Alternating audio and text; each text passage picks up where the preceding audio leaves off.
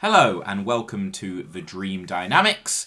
We are here to review Agatha All Along. Yeah, well, before we get started on actually reviewing what we did see, why don't we start with what we expected to see? Because obviously this whole podcast, everything really that we did, started where this all started with Wandavision. Oh, yeah. And I think it's a nice little cyclical, let's see the differences. And I think Wandavision, for me, gave me an expectation that this was going to be weird. I think is the best way of describing it. Yeah.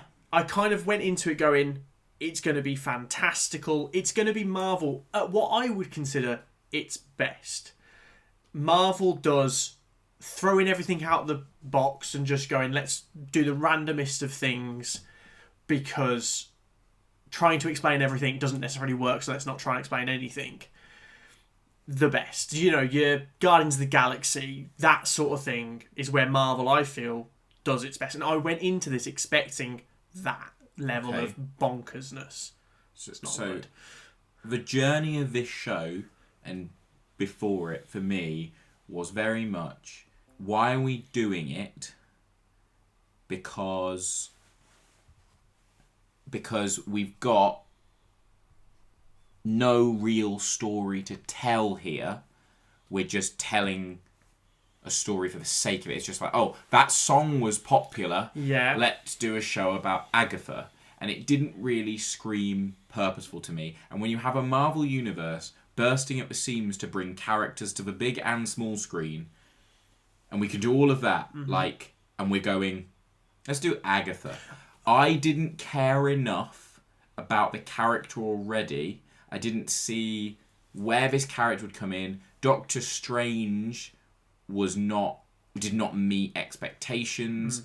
And then the name, it was Agatha House of Harkness, then it was Coven of Chaos, and then they changed over a while, and then they did a day where they kept changing it through different things, and it was something with the Great Wardrobe or Fabulous Wardrobe or something. Yeah. And then it settled on Agatha All Along.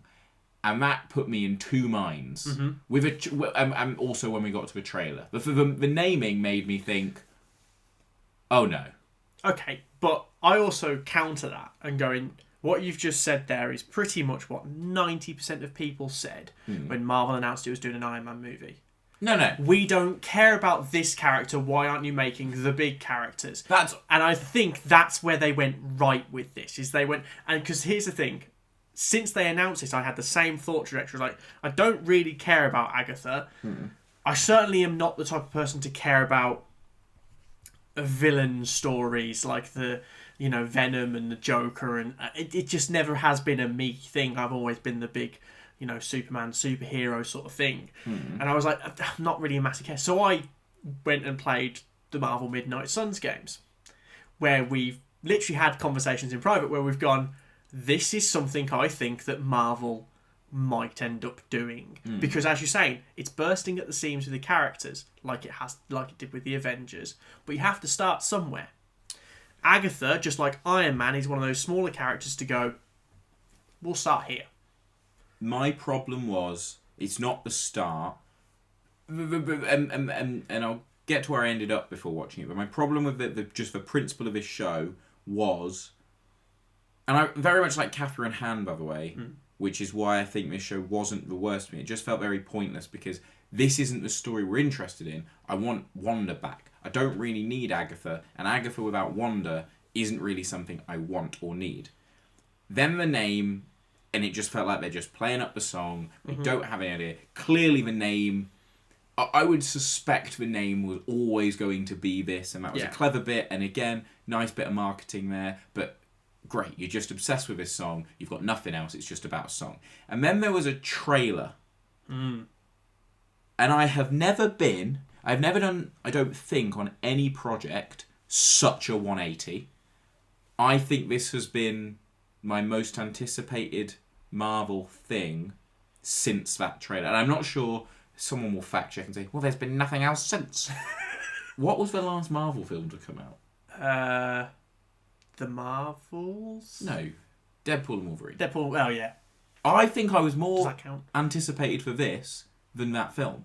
Honestly, in terms of high expectations, like that was always just going to be a sort of cameo fest. Yeah. The idea that we could have a genuinely good WandaVision level piece of storytelling again, that trailer sold to me. Yeah. I was on board, I was ready, and to answer the then question of did it live up to expectations, I think it exceeded expectations. Massively. But not in a way where I'm thinking of when I was ready for the show to be terrible. When I saw the trailers and when I was hyped for this, it still somehow has gone above and beyond and exceeded every level of thinking and creation and development and every aspect of this show. There's a couple of things, but pretty much every aspect of the show is just exceptionally well done. Yeah. And this is the model. You said the model is do a thing about things no one cares about. The model is craft a story, and Jack Schaefer, the creator of WandaVision, the creator of this, has whatever it is in all those great creators that have, what's the word, thrived in the Marvel universe.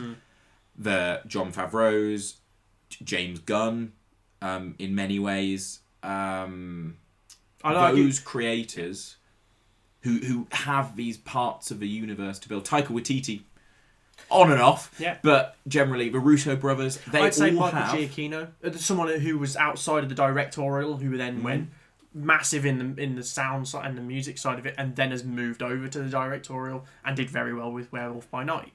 I think those people with a vision for a project, and maybe they don't have a vision and they're just pretending, but the people who come in with a vision, rather than Marvel giving a director a project, the people who go, and I'm assuming at some point Jack Schaefer went, I want to make this show. Yeah. Because I can't see any way, based on everything else that's happening at Marvel, that someone else came and said, will you make this for us? Because it has so much love, passion in it. I think that's exactly it. One of the comments I've recently seen, and we'll get onto the characters and things that actually happened in the show in a second, but one of the things and the comments I saw was about her Agatha's relationship with Rio, who we'll later talk about the spoiler side of things.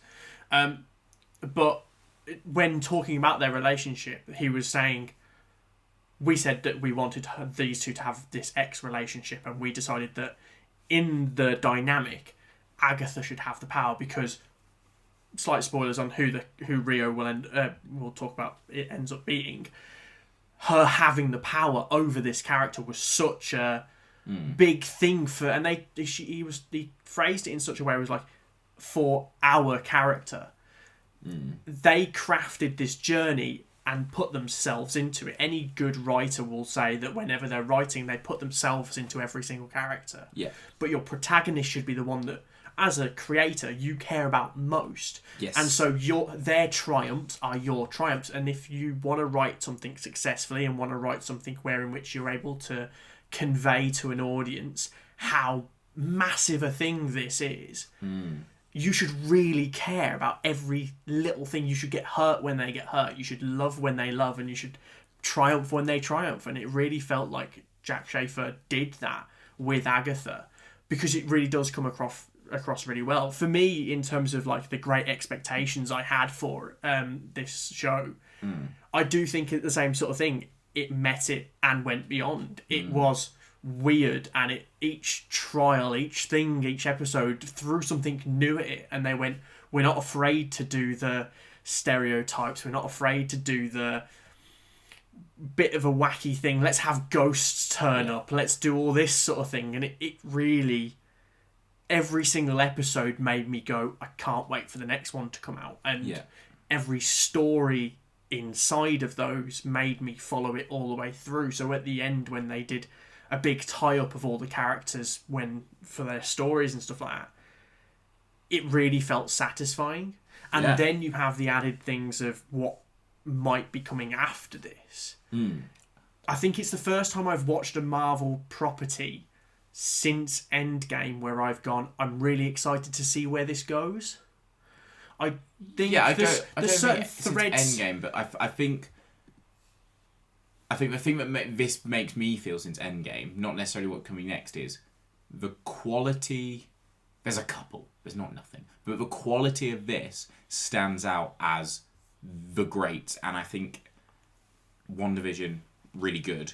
I think this might be better, and I think we'll get into it. Yeah, let's get into it. Yeah, but I think the way it sets everything up, it goes where WandaVision didn't, because it doesn't need to do what that show set out to do. It sets the bar low and then exceeds it, rather than setting the bar high and maybe getting close, but I don't think WandaVision quite delivered everything, whereas I think this over-delivers in so many ways. Yeah. So we start in episode 1. Yeah. And we'll talk quickly, because the episode titles are themed around the song. Yeah. Which was really cool. Which I was really on board with until I realised they weren't in order, and it made me sad. Yeah, we'll talk about an issue that I have with it later on in one of the other episodes, because I think they actually missed on an opportunity. Mm-hmm. In that first episode, we obviously get the Agatha stuck in Wanda's spell, which I really liked that they carried on. I always like it when properties and studios aren't afraid to sit in the consequences of a previous thing, like Endgame started where there were half the people on Earth and things like that. I quite liked how they're like, no, she's not out of it. She's lived like this. But I also like the reveal in the later episodes that she was kooky and everyone was kind of placating her because only she was stuck in this universe. So whilst we had the true crime kind of thing, and they made the reference of she's had this kind of true crime thing going for a little bit, that it wasn't affecting anyone else. It wasn't affecting anyone else, and I quite liked that. However, you had the mysterious body turn up, and wasn't it Wanda? Was it or wasn't it real? This is the question. I really like what you sort of just touched on it there, but this is a terrible first episode of a show, realistically. Yeah. Because it doesn't explain anything. You've no idea what's going on, and it entirely revolves around you watching an entire different 9-episode series that came out 4 years ago. The entire conceit of this show revolves around you staying, and they did drop 2 episodes, and I didn't necessarily, until you've just said that, realise why you could not do this show if you didn't drop 2. Because this first episode, you could skip it. You do not need any of it. I had forgotten that everything happened in 2 episodes. I genuinely thought they'd entered the road in the first episode. Yeah. But as a new viewer, I don't necessarily know. I think it comes together, but pitching it on paper, we're going to spend an episode doing something entirely different in a way that no one's expecting for this show, because that's not what you sold in the trailer. Nope. And then we'll start in episode 2, because that's when it really gets into gear and they start putting the coven together. I like what they do with a true detectiveness. I think it was clever. I think that, for me, is the weakest part, only because it doesn't feel relevant to the rest of the series, because the rest of the series is not a crime mystery. It's not about Wanda. I do understand where you're coming from there. However, I do think the reveals that happen later in the series are strengthened by this episode. Oh. Rio's character in particular, you rewatch it now knowing who she becomes, and you go, oh, that makes so much sense. I'm not saying it doesn't make sense. I think what worked with WandaVision was each week had a thing following time forwards, had an era of television, and it felt they played with that in the episodes with the actual event. And I think the only thing here is they play up this murder mystery of who's this murdered woman, clearly hinted to be Wanda, but Wanda's not part of this show. And I think that, of all the tiny things that have gone wrong, I would say that was the biggest problem. Not that it's a problem, but the biggest mistake this show made was making Wanda a thing. I don't think you needed to mention her or show her in that way, because you've sold that show as being a mystery. If it's going to be a TV show and you want it to be a true crime TV show, that should link to the crime, maybe, of all these missing women that have gone missing through history. And it's a cold case, and we've got to work out what happened to all of these women who got killed later, we know, by Agatha. And I think that would then go, oh, that's who it was. Sense, yeah. And because it never comes back to it, that's why I think... Yeah, if you watch from episode 2, you've missed nothing. You've not lost anything. I think one of the things I would say, especially when I was watching the later episodes, when they were talking about whether or not Wanda was actually alive or not, it felt like Agatha had more of a grip on the actual answer than the audience did. Because at this point, obviously, we've all seen Doctor Strange, and we go, oh, okay, she's dead. Yeah. And then you go, she appears dead, as if she's teleported from where she was dying in Doctor Strange to this location in the first episode of Agatha. But then later on, when Agatha talks about it, she goes, maybe, who knows? And you go, was that actually her body? Did that actually happen? Well, the body was in her head. She didn't see it. She Exactly. didn't leave the house. So, that's the bit that rings slightly forced. What are they doing with this? Yeah. It does feel like you've been told to address this. Or you wanted to do this and this was your end point, but you can't get Elizabeth Olsen to appear in the last episode, so just forget it. Yeah. On to episode 2. The big thing, and it's the only thing I'm going to talk about because I just love it, and they kept coming back to it, is their choice to do music and their choice to do a song. And this is foreshadowing that works perfectly. Mm-hmm. This is exceptional foreshadowing of a song that was in all the adverts, that was in lots of different things, and it felt like, oh, we're doing a little song, bit of fun. And then it comes back in episode 4, and then it comes back, and you think, wow, this song, one, well written, great song, really good witchy, harmonies as well. Good vibes. My partner, didn't really want to watch this. Loved the song, thought it was brilliant because of the musical side of it. But I think you're right. I think it sold a song down the road, made it like this is going to be a really cool little thing that we're doing, and it sort of felt like a bit of a quirk until you later find out what's more about it and how important it is. We talk constantly whenever we're talking about creating anything or creating a story is that it's the breadcrumbs. It's the things on the second watch that you pick up on more because of the fact that you know the ending. This episode, I would say, as a whole, has so much in it that you go, it's that. At different points. Oh, it's that. Oh, it's this. And it's so well-rounded in that. I think so many things are seeded here. The song is obviously the big one. I really like the Black Heart referenced there. And I love, my favourite thing possibly about it is I'm not even 100% who that Black Heart is supposed to be, because Billy is referred to... No, because they talk in the first episode, they say... she says that Rio says that she's got a black heart. Yes, and then Billy is referred to by his boyfriend as his Black Heart. Yeah. And it's shown. And yes, they both are, and yes, they both could fill that role. But if you think about the Witch's Road, obviously not a thing anyway, but neither of them actually fit that place, because Billy's not an Earth Witch. Yeah, Green Witch. Death and a Witch. Well, she was the original Green Witch. And that's what they talk about. True. And I think she doesn't do the trials. She doesn't do the last trial. No. So she's not... Blah, blah, blah. It feels like... It just felt like it's up... It doesn't matter. It's up to interpretation. And I like that idea that you've seeded this, and it does matter, and, we're going to put different things. But I don't feel... That's a great example of a conclusion that they haven't answered. I don't feel unsatisfied by it. I don't think it matters. No. But it's just interesting that it's... Some people will come away going, it's definitely death. And I came away going... Could it have been Billy?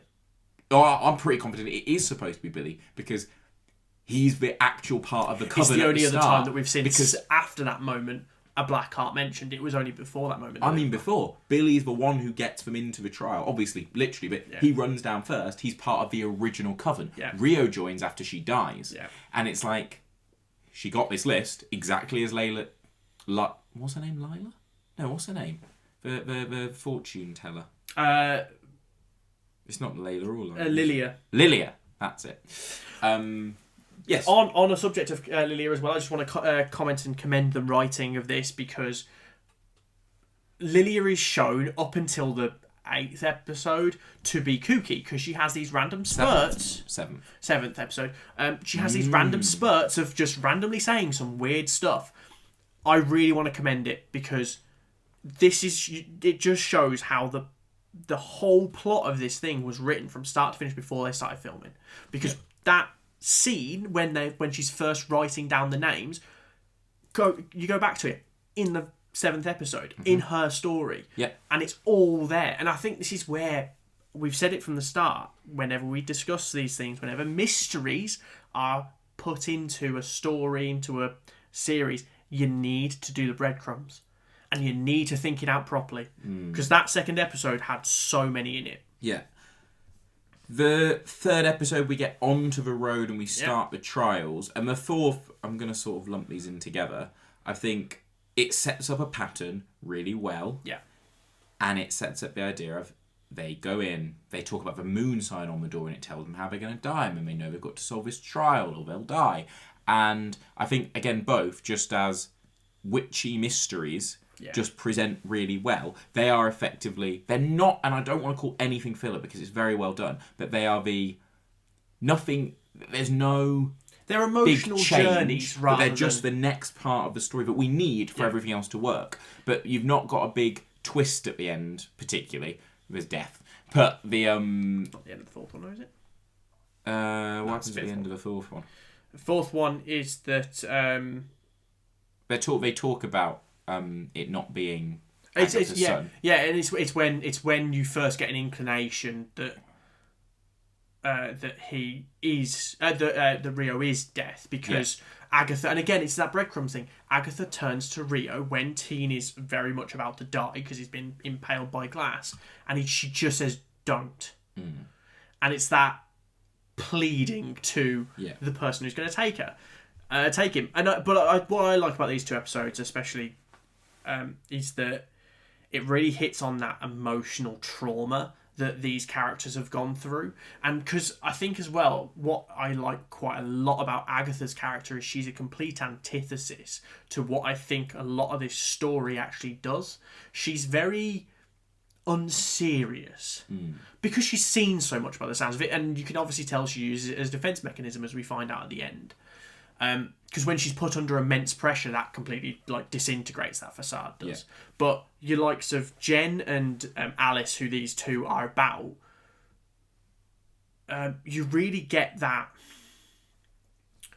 these guys have been through a lot, and this for them is a genuine, we need to heal ourselves.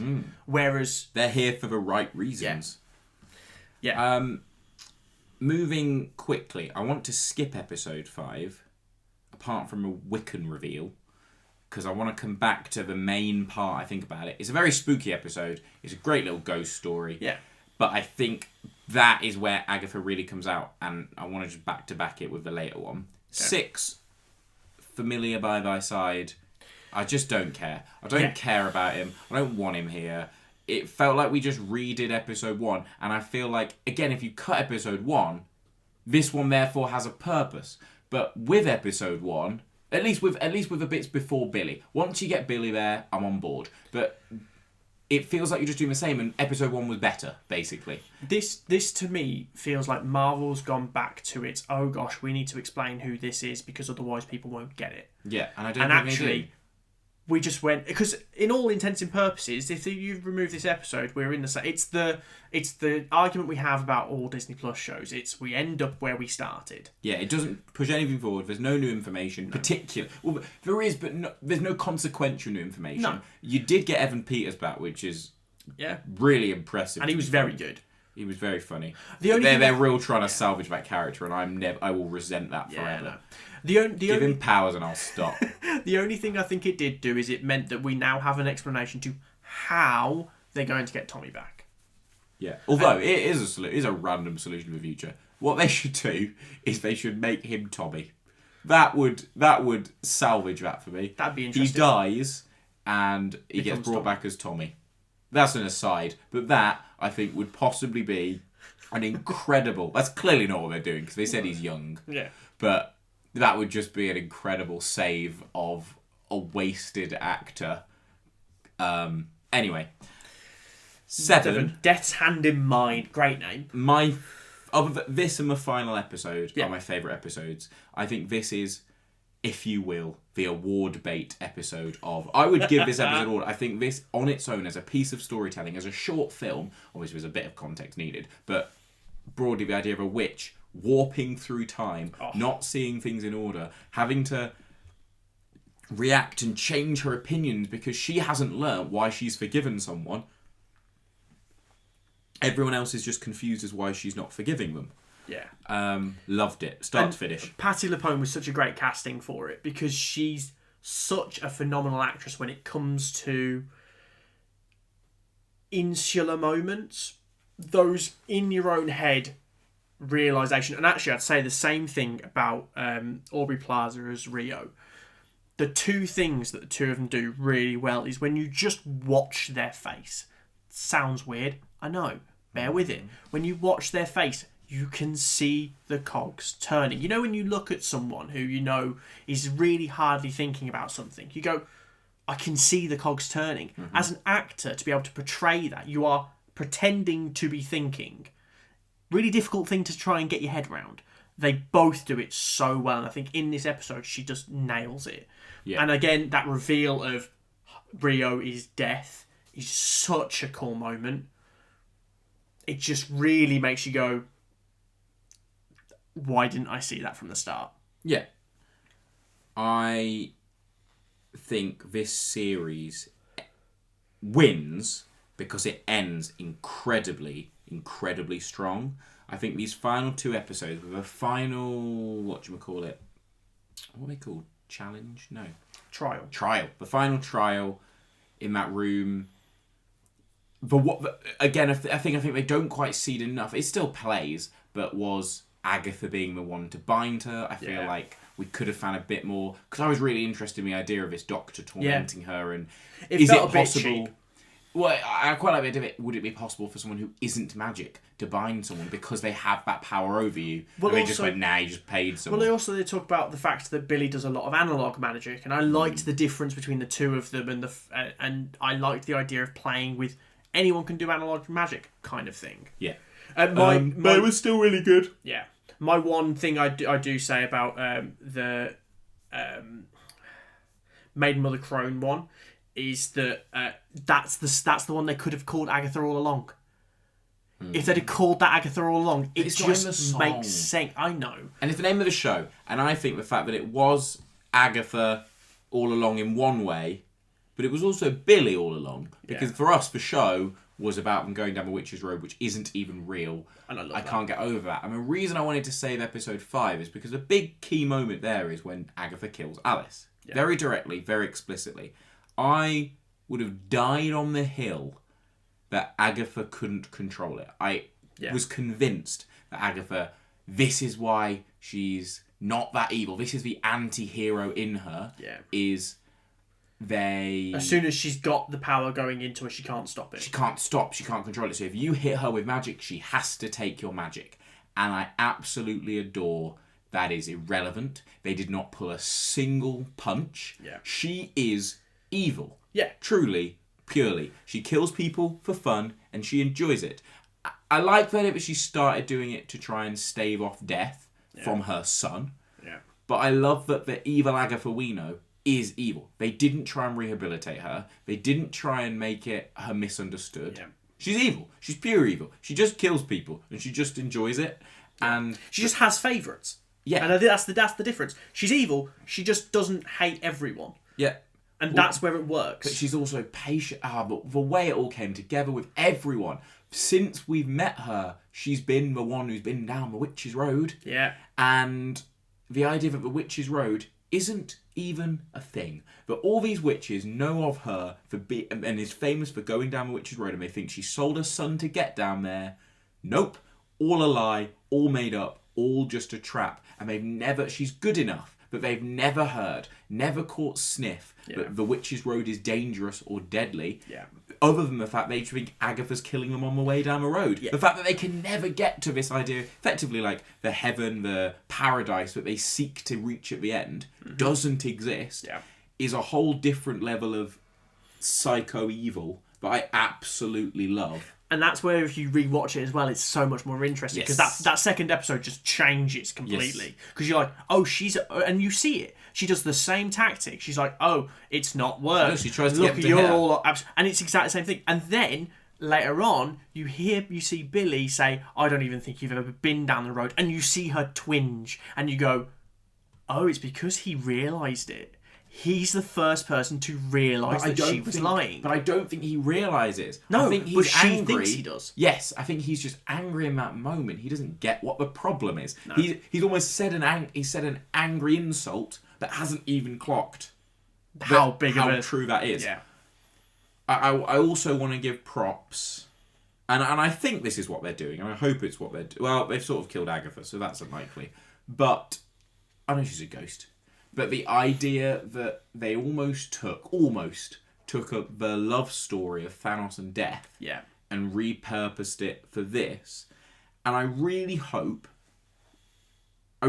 Death is a character that we can see outside of this, but not in a... I don't want to see Death walking everyone off to the afterlife. I want to see Death bargaining, and I want to see people begging Death. And even if it is just... You need to get... What's her name? Aubrey Plaza to stand in a room and you film some shots on a green screen of Death just standing and staring. The mask is practical. Yeah. That face is incredible. You need to stand her in a corner and just get her to film. And then you just need to green screen her in every time someone's dying. Just standing in the shadows. Almost like, when you have to change the light, the brightness of an image so you can see it. She's just a shadow in the back and you can't quite see her, but she is there. And I would love sort of cameos like that, like Death.